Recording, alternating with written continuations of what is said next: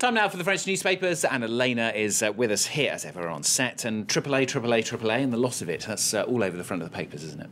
Yes, but the papers are trying to see the bright side this morning after lamenting it yesterday. Here on the front page of Le Figaro, AAA, the ratings agencies don't agree. They're focusing on the fact that Moody's and Fitch haven't downgraded France, even though Standard & Poor's did, and on the fact that France managed to borrow 8.5 billion euros yesterday at one of the cheapest rates they've done for a year. So basically they're saying it's not necessarily all bad for the French economy. Not everyone agrees that we're in a terrible state. They've got pretty much the same angle on the front page of the Catholic paper La Croix this morning. Their editorial is headlined Resistance, and they're talking about the resistance of the French economy, saying that while this of course is bad for politicians, it makes it hard for Sarkozy to defend his record, and indeed hard for anyone else to come up with an economic plan that Standard & Poor's might be more keen on.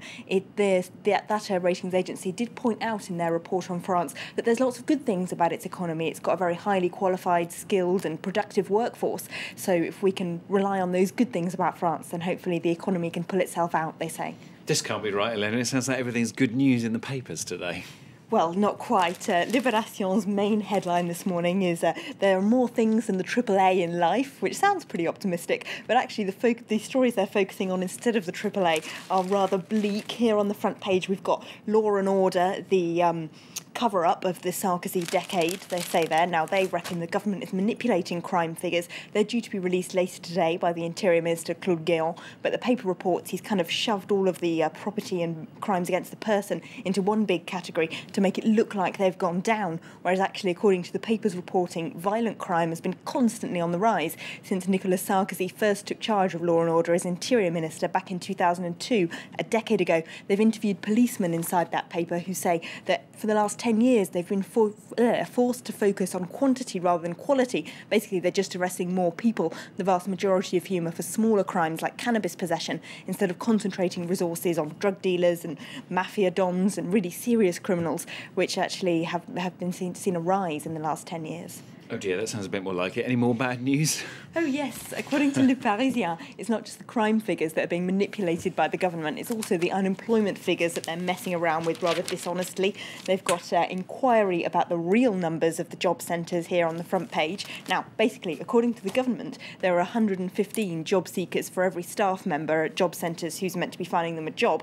But according to Le Parisien's own research, there's at least 200, and in some regions of France there are 600. Look at this cartoon inside the paper. You've got the job seeker there trying to hand over his notes to the man who works in the job centre, and the response is, well, don't give it to me, rather send it to Father Christmas. He'll probably be able to look at your folder sooner than I will, says the staff member there. Now, of course, there's a big summit on unemployment and what to do about it at the presidential palace tomorrow, where Sarkozy will be meeting major union leaders. Le Parisien reports that there's some good news in there for everyone, probably. They're set to announce more training for the unemployed, for example, which everyone wants, and probably the idea of higher taxes for companies who only hire people on short-term contracts. That's to say, penalising them for making those people's jobs more insecure. But there's also bound to be some stuff in there that's going to upset the unions, especially the idea of cutting unemployment benefits, or indeed replacing some of the contributions that companies currently make to unemployment benefit with higher VAT instead, which the unions are furious about. They've already called, the CGT union has already called on people to strike tomorrow, and the newspaper that backs it, the Communiste L'Humanité, has already made up its mind. On their front page they've got, will the social summit be useful for unemployment? 73% of French people, at least the ones that they've interviewed, say no. So they've certainly decided. Okay, something less bleak, please.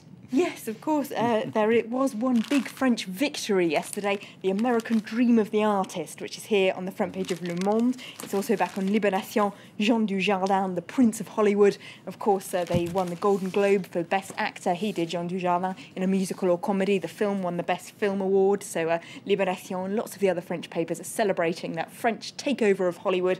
But they do point out that the Golden Globes aren't necessarily a great indicator for the Oscars, so maybe it's not just quite time to buy the champagne yet. Good film, though. We hope it does well. It's wonderful. We can only hope it cleans up at the Oscars. All right, Elena, thank you very much. Elena there with the French newspaper review here on France 24.